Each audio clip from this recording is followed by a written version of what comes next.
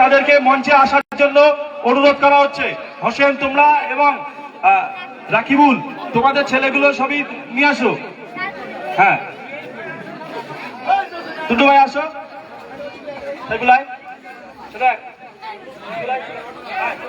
রাকিবুল আসো। রাকিবুল রাকিবুল আসো।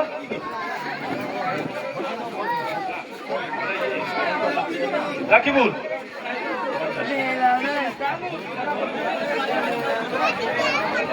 সামনে আসো। রাজা সামনে আয়, সামনে আসো। আসের আলী এদিকে, আসের আলী চলায়, আসের আলী চলায়, চলায় এই এদিকে এদিকে এদিকে চলায়, চলে সামনে চলায়, এদিক চলায়, এদিক চলায়, এদিক চলায়, চলায় চলায় চলায়। হোসেন সামনে আয়, হোসেন সামনে আয়, হোসেন সামনে আয়।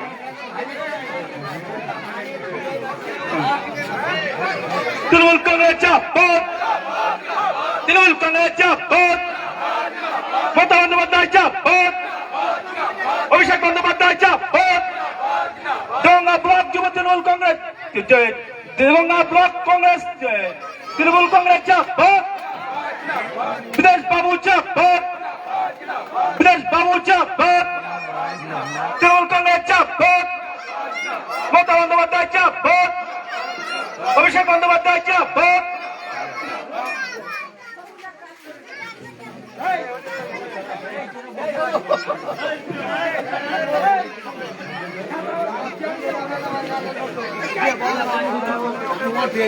সকালবেলা আর এখন রাত্রিকর বেলায় আসবো তো।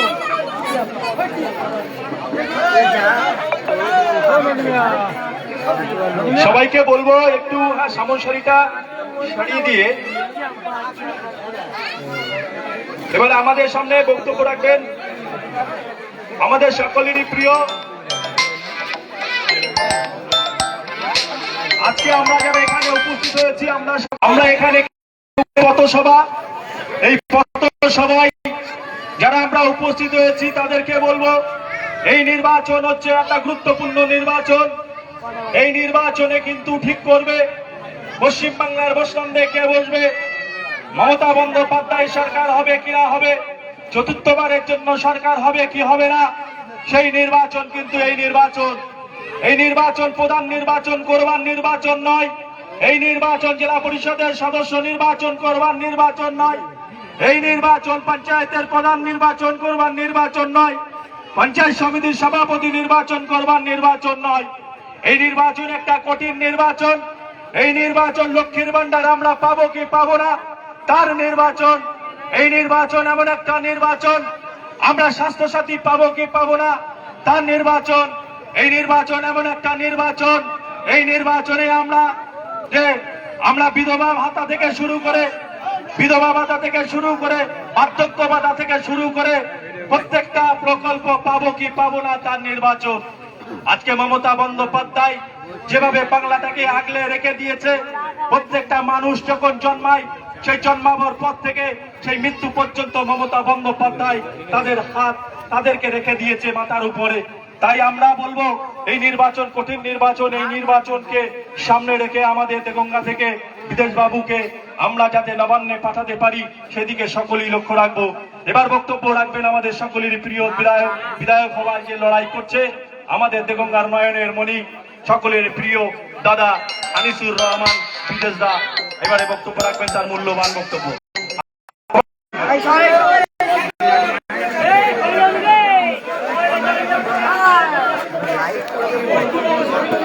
আমি প্রথমেই এই একটু সাউন্ডটা না বাড়াও, আমার গলা অবস্থা খারাপ তো আমি কথা জোরে বলতে পারছি না।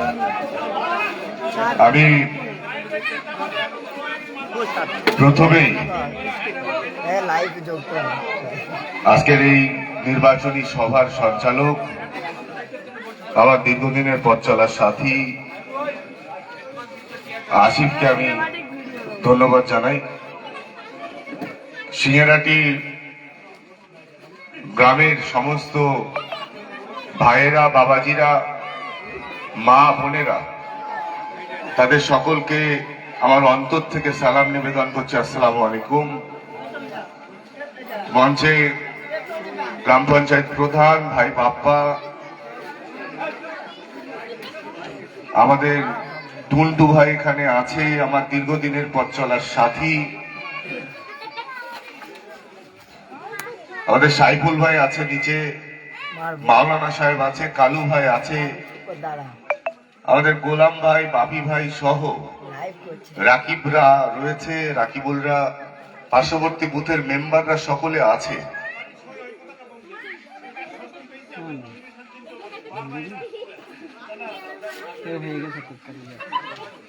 সমস্ত নেতৃত্ব, স্থানীয় যারা আছেন, যারা 365 দিন মানুষের জন্য কাজ করেন, মানুষকে সামনে রেখে মমতা বন্দ্যোপাধ্যায়ের উন্নয়নের কাজ করে থাকেন, উন্নয়ন পৌঁছে দেন, তারা সকলে এখানে আছেন। এটা অত্যন্ত স্বাভাবিক যে কোনো রাজনৈতিক দল তারা যখন ভোটের ময়দানে নামে, তারা জয় কিভাবে হবে তার রণকৌশল তৈরি করে এবং সেই হিসাবে তারা মানুষের সামনে তাদের বক্তব্য পেশ করে। আমি জলিল সাহেবকে দেখছি না, জলিল সাহেব কি আসেনি নাকি? আচ্ছা, জলিল সাহেব আমার ভালোবাসার মানুষ, প্রাক্তন উপপ্রধান। তো স্বাভাবিকভাবেই সব দলই তারা বলবে, তাদের মতো করে বলবে, কিন্তু বিচার বিশ্লেষণ বিবেচনা যারা এই আপনারা জনতা আছেন, জনতা জনার্দন, আপনাদের করতে হবে। আপনাদেরকেই সিদ্ধান্ত নিতে হবে যে কোনটা ঠিক আর কোনটা ভুল। দেখুন, একটা বিষয় ভালো করে বুঝুন, আমি আমার গলার অবস্থা খুব খারাপ, আমি আস্তে আস্তেই বলছি, আপনারা বিষয়টা বোঝার চেষ্টা করুন। 2026-এর বিধানসভা নির্বাচন, কম বেশি সকালে খবর রাখো, একচি আসতে 2026-এর বিধানসভা নির্বাচন, সারা পশ্চিমবঙ্গ জুড়েই বিধানসভা নির্বাচন। এ তো দেগঙ্গার নির্বাচন না, কি মানুষ না বারাসাত লোকসভা কেন্দ্রের 7টা সিটের নির্বাচন, তা তো নয়। আমাদের মাসকুরা দিয়ে রয়েছে, মহিলা নেত্রী আমাদের সেলিমরা সবাই রয়েছে, কালু ভাই। তো সারা বিধানসভা নির্বাচন, সারা বিধানসভায় সিট কত? 294।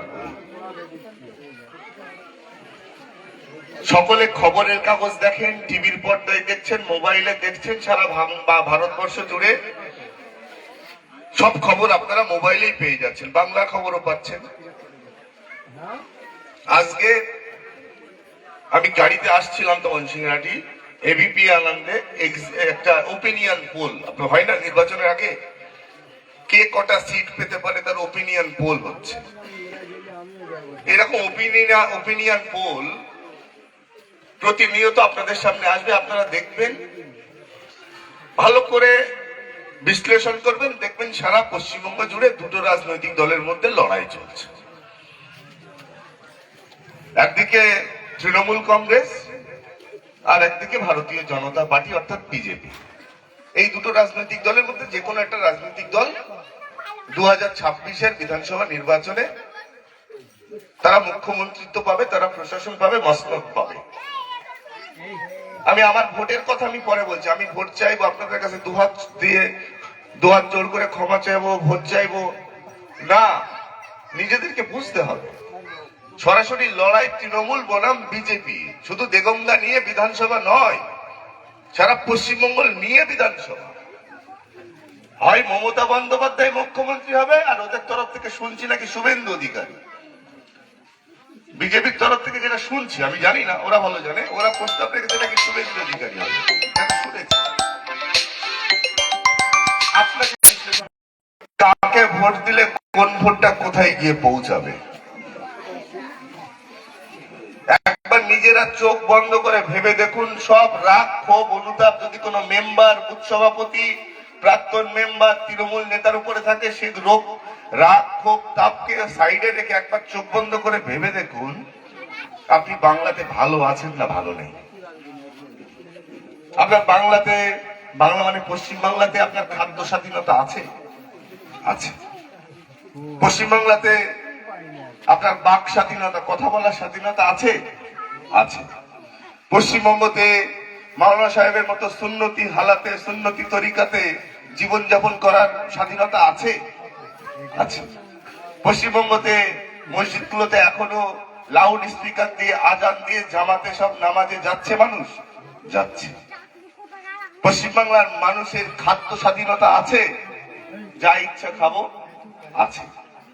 একবার চোখ বন্ধ করে ভেবে দেখুন, ছেড়ে দিন তৃণমূল, আইএসএফ, সব রাজনৈতিক দল, ভোট, দামামা, শিরাই শিরাই রক্ত, সব ভুলে যান।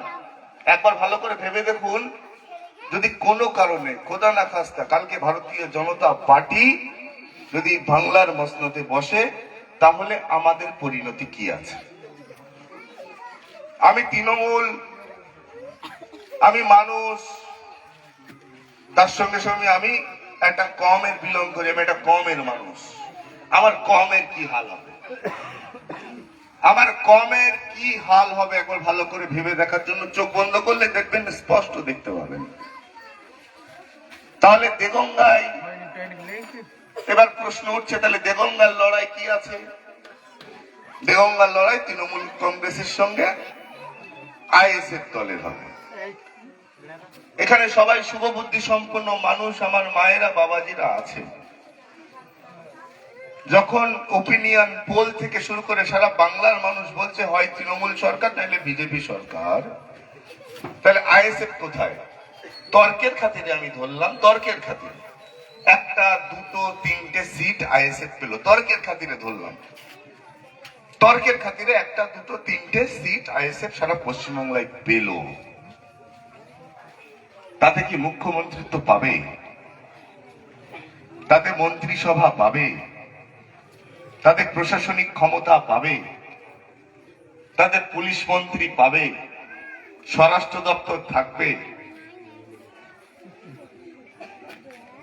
নবান্নের উন্নয়নের প্রকল্প সেই বিধানসভায় আসবে? ভালো করে ভাববেন। কিন্তু 2026-এর নির্বাচন আবেগ দিয়ে নির্বাচন করার নির্বাচন নয়, এ আমাদের অস্তিত্বের লড়াই, এ আমাদের বেঁচে থাকার লড়াই। আমরা চিন্তার মধ্যে আছি। যারা আইএসএফ নামক দলটা যারা বলে আমরা কমের জন্য কাজ করছি, কমের আমরা দিক নির্দেশিকা করছি, মিথ্যা কথা বলছে। আমরা বুক বাজিয়ে বলতে পারি, আমি বুক বাজিয়ে বলতে পারি, 17 বছর ধরে মুসলিম কমিউনিটির ডেভেলপমেন্টের কাজ আমি করছি। আমার আব্বা প্রতিষ্ঠাতা সম্পাদক ছিল রহমতে আলম মিশন। এখনো পর্যন্ত 3000-এর উপরে আমার কমের ছেলে মেয়েদেরকে ডাক্তার বানিয়েছি আমরা। এখনো পর্যন্ত 8খানা WBCS অফিসার বানিয়েছি আমরা। 1200 ইঞ্জিনিয়ার বানিয়েছি আমরা আমাদের কমের বাচ্চাদের। বিউরোক্র্যাট বানিয়েছি আমরা আমাদের কমের বাচ্চাদের। তারা কিছু করেনি, তারা মুসলিম সেন্টিমেন্ট গুলোকে নিয়ে খেলছে। অঙ্কটা বুঝুন, কে আইএসএফ? আমায় বলে বারবার উত্তরপাড়া উত্তরপাড়া। আমি উত্তরপাড়া, দক্ষিণ পাড়া, সব পাড়া ছেড়ে দিন, আমি মানুষের কাছে বলছি কে আইএসএফ? আমি প্রশ্ন রাখছি আইএসএফ এর নেতাদের কাছে। আল্লাহ কোনদিন সুযোগ দিলে আমি নওশাদ সিদ্দিকীকেও জিজ্ঞেস করবো, এই প্রশ্নের উত্তর ওকে দিতে হবে। কারণ ওরা উঁচু তলার নেতা। কালকে কিছু হবে, আরো 8খানা সিআরপিএফ সিকিউরিটি অমিত শাহর পিছনে পাঠিয়ে দেবে। নিচুর তলার মুসলমানদের কি হবে? দেখতে আসবে না একদিনও। নিচু তলার মুসলমানদের কেউ দেখতে আসবে না।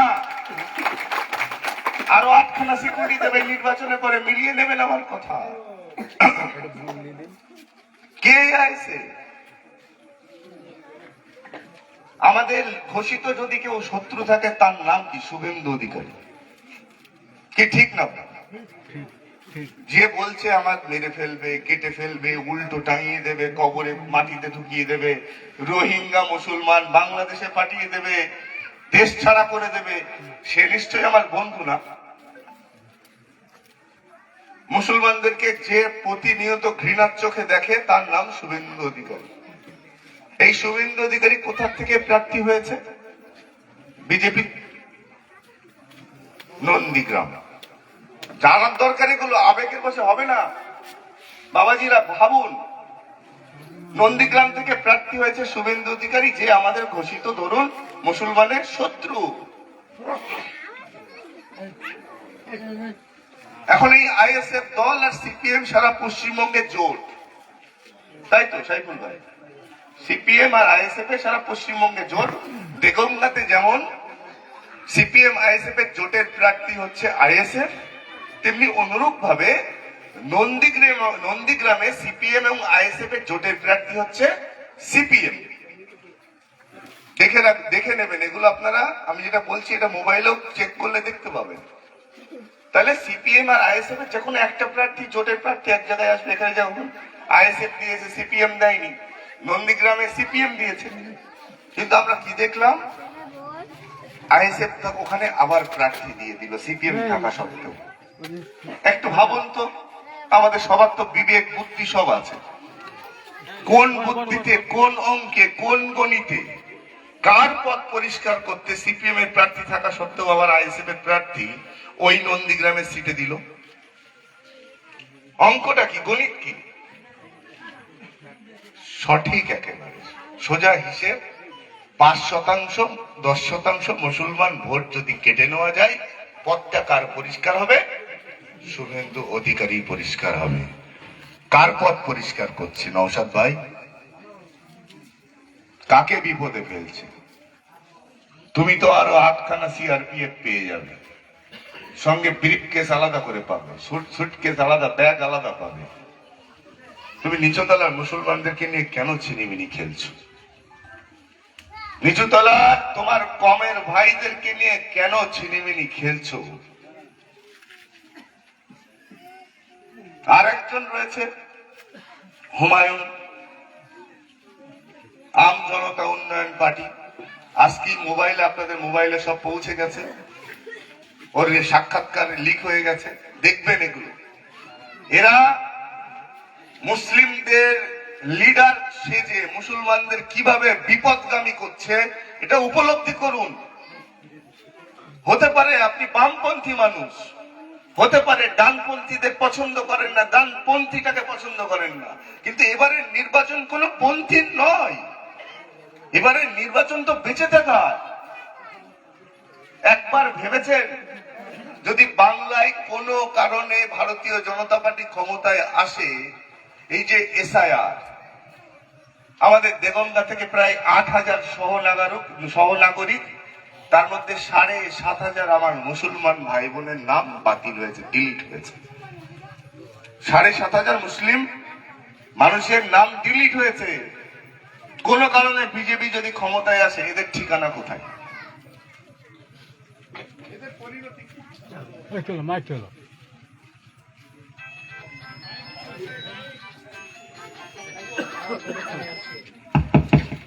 এদের পরিণতি কি?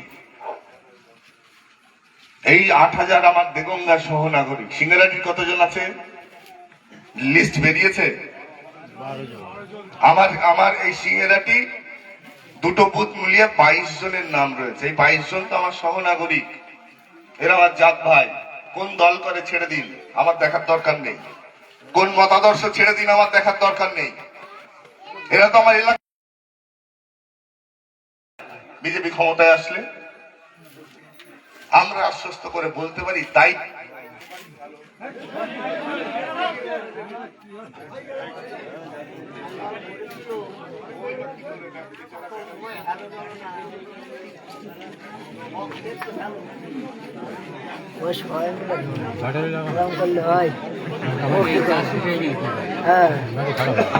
ব্যাটারি খাই দিলে ও কি করবে?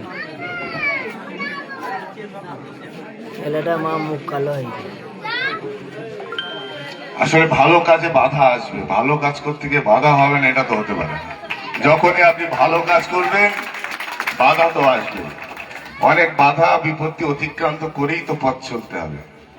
তো যে কথা বলছিলাম, আমাদের এই যে 8,000 সহনাগরিক এবং সারা বাংলা জুড়ে 29 লক্ষ সহনাগরিক, আমরা দায়িত্ব নিয়ে বলতে পারি মমতা বন্দ্যোপাধ্যায় চতুর্থবারের জন্য মুখ্যমন্ত্রী হলে এরা এদের পরিবার পরিজন নিয়ে নিজের জীবন জীবিকা নির্বাহ করে এরা এই এলাকাতেই বসবাস করতে পারবে, এটা আমরা দায়িত্ব নিয়ে বলতে পারি। প্রশ্ন করবেন, আইএসএফ এর বন্ধুদের কাছে প্রশ্ন করবেন।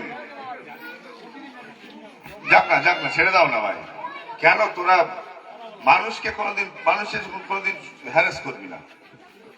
মানুষই হলে হ্যারাস করবে না। প্রশ্ন করবেন এদের, যে প্রথম প্রশ্ন করবেন দুটো সিট নিয়ে কি করবি, মুখ্যমন্ত্রী হবি না প্রধানমন্ত্রী হয়ে যাবে। দ্বিতীয় প্রশ্ন করবেন যে শুভেন্দু অধিকারীর ওখানে সিপিএম এর প্রার্থী থাকার পরে আইএসএফ এর প্রার্থী দিলি কেন, অঙ্কটা বোঝা, আমার গণিতটা বোঝা। তৃতীয় প্রশ্ন করবে এই যে আজকের দিনের যে আইএসএফ, এটা কি আগের আইএসএফ আর আছে? এই যে আইএসএফ এর এই যে প্রার্থী হয়েছে আমাদের দেগঙ্গা, এ কি আইএসএফ? যে মমতা বন্দ্যোপাধ্যায়ের হতে পারলো না, মাটির থেকে পথের থেকে তুলে নিয়ে যাকে শীততাপ নিয়ন্ত্রিত অফিস, চেয়ার, সিকিউরিটি, গাড়ি, ভাই বউ প্রধান, যুব তৃণমূল কংগ্রেসের সভাপতি, অঞ্চল সভাপতি, পিএইচির চাকরি, পলিউশন দপ্তরের চাকরি, পৌরসভায় চাকরি, কন্ট্রাক্টর, এত কিছুর পরে যে মমতা বন্দ্যোপাধ্যায় হতে পারলো না, সে দেগঙ্গার মানুষের কোথার থেকে হবে? কোনদিন হতে পারে সে দেগঙ্গার মানুষের? কোনদিন হতে পারে? 3 দিন আসতে পারেনি, এসেই হাত মুঠো করে বলছে আমি ভাইজান করি, আমি নওশাদ সিদ্দিকী ছোট ভাইজান বড় ভাইজান করি, আমি দেগঙ্গাকে ভাঙড় করব। কোন ভাঙড় করতে বলছো? দেগঙ্গাকে কোন ভাঙড়ের ডাক দিয়েছে? যে ভাঙড়ে প্রতিদিন রক্তের হোলি খেলা হয় সেই ভাঙড়, যে ভাঙড়ে পঞ্চায়েত নির্বাচনে 19টা মায়ের কোল খালি হয়েছে, তরতাজা যুবকের হত্যা হয়েছে সেই ভাঙড়, যে ভাঙড়ে ছাত্র ছাত্রীরা স্কুলে যেতে রাস্তায় বেরোতে পারে না বারুদের গন্ধে সেই ভাঙড় আমরা হতে দেব? আমাদের শরীরের শেষ রক্তবিন্দু থাকা পর্যন্ত আমাদের মাটিকে কলুষিত করে দেবো? দেবো না, দেবো না। শরীরের শেষ রক্ত থাকা পর্যন্ত দেব না। ওরা ভাঙড়ের ডাক দিয়েছে, আমি আপনাদের সামনে কথা দিয়ে যাচ্ছি, আপনারা দুহাত ভরে দোয়া করুন, মমতা বন্দ্যোপাধ্যায়ের হাতে বড় জয় দিয়ে তুলে দেন। আগামী দিন এই দেগঙ্গা 120 দেগঙ্গা বিধানসভা পশ্চিমবঙ্গের বিধানসভার মানচিত্রে মডেল বিধানসভায় রূপান্তরিত করব করব করব, এই শপথ আমি আপনাদের সামনে নিয়ে যাচ্ছি। আমি এখান থেকে যাওয়ার পরেই প্রেস করব, আমার ইস্তেহার প্রকাশ হবে। আমাদের বিধানসভায় কি ইস্তেহার হচ্ছে আপনারা সব দেখবেন, এবং আপনাদেরকে বলে রাখি ওই ইস্তেহার যা প্রকাশ করছি ইনশাল্লাহ সবগুলোকে বাস্তবে রূপদানও করব। আমি কথা দিয়ে কথা খেলাপ করি না, যদি কথা দিই তার কথা আমি রাখি, কথা খেলাপ আমার রক্তে নেই। আমাদের কিছু চাওয়া পাওয়া নেই। আমি তো এও বলেছি এবং ইনশাল্লাহ এটা বাস্তবে রূপদানও হবে। আমার বাবাজি মায়েরা আমায় দুহাত ভরে দোয়া দিয়ে মমতা বন্দ্যোপাধ্যায়ের হাতে তুলে দিক। বিধায়কের যে ভাতা বছর মাসে 1,20,000 টাকা মতো এরকম কিছু আছে, 1,20,000 মাসে, এই মাসে 1,20,30 যাই থাকুক, এই টাকা আমার প্রয়োজন নেই। আমি বলেছি দেগঙ্গার মাটিতে যারা দুস্থ মেধাবী ছাত্র তাদের এমএলএ স্কলারশিপ হিসাবে 1,20,000 মাসে করে আমি স্কলারশিপ প্রদান করে দেবো, ও আমার প্রয়োজন। আমি দেগঙ্গা নিয়ে স্বপ্ন দেখি, আমি দেগঙ্গা নিয়ে স্বপ্ন দেখি। আমার মা ভাই বাবাজি সবার কাছে দোয়া চাইছি, অনুরোধ করছি এই স্বপ্নকে বাস্তবে রূপদান করুন। আর বারবার কেন আপনাদের কাছে দোয়া চাইছি জানেন? আপনারা যত বড় ব্যবধানের জয় দিয়ে মমতা বন্দ্যোপাধ্যায়ের হাতে তুলে দেবেন, আমি তত জোরালো দাবি দিদির কাছে করতে পারবো যে দিদি, দেগঙ্গার মাটি, দেগঙ্গার মানুষ, দেগঙ্গার মা বোনেরা তোমাকে দুহাত ভরে দোয়া করেছে, তোমায় দুহাত ভরে আশীর্বাদ করে তোমার হাতে তুলে দিয়েছে, তুমিও দুহাত ভরে উন্নয়নের মোড়কে দেগঙ্গাটাকে মুড়ে দাও। এই দাবি আমি দিদির কাছে করতে পারবো। সেই জন্য আপনাদের কাছে আমার অনুরোধ, আবেগ দিয়ে, বিশেষ করে আইএসএফ যারা দল করছেন, মাইক অনেক দূর পর্যন্ত লাগানো, আপনাদের কাছে অনুরোধ, আবেগ দিয়ে করবেন না।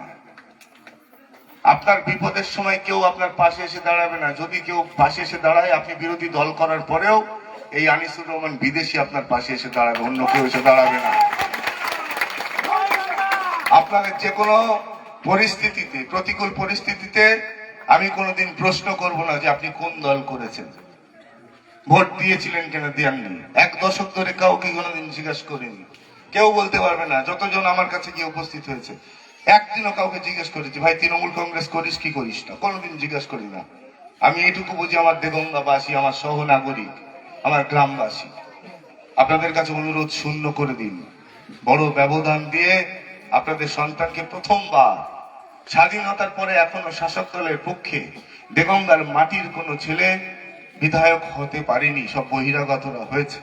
এই প্রথমবার আপনাদের কণ্ঠ হিসাবে, আপনাদের মনের কথা মুখের আওয়াজ হিসাবে যত দুঃখ কথা বলতে পারি, বিধানসভায় আপনাদের কাজে নিয়ে আসতে পারি, সেই দোয়া আল্লাহর কাছে চাইবেন, সেই দোয়া আমার জন্য করবেন, এই দাবি আমি আপনাদের কাছে রাখলাম।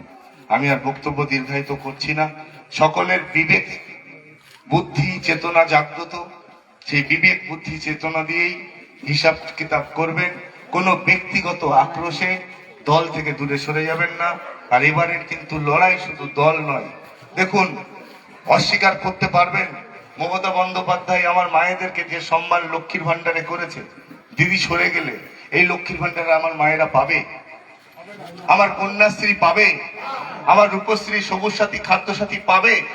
তাহলে 100টা প্রকল্প যা জনমুখী, তা উন্নয়নের মোড়কে মুড়ে রাখতে, মমতা বন্দ্যোপাধ্যায়ের উন্নয়নকে ধারাবাহিকভাবে অব্যাহত রাখতে এবং এলাকাকে উন্নততর করতে মমতা বন্দ্যোপাধ্যায়ের জোড়া ফুলের প্রতীকে ভোটটা দিয়ে নিজেদের ভবিষ্যৎটাকে সুনিশ্চিত করতে হবে, উন্নয়ন ধারাবাহিকভাবে অব্যাহত রাখতে হবে।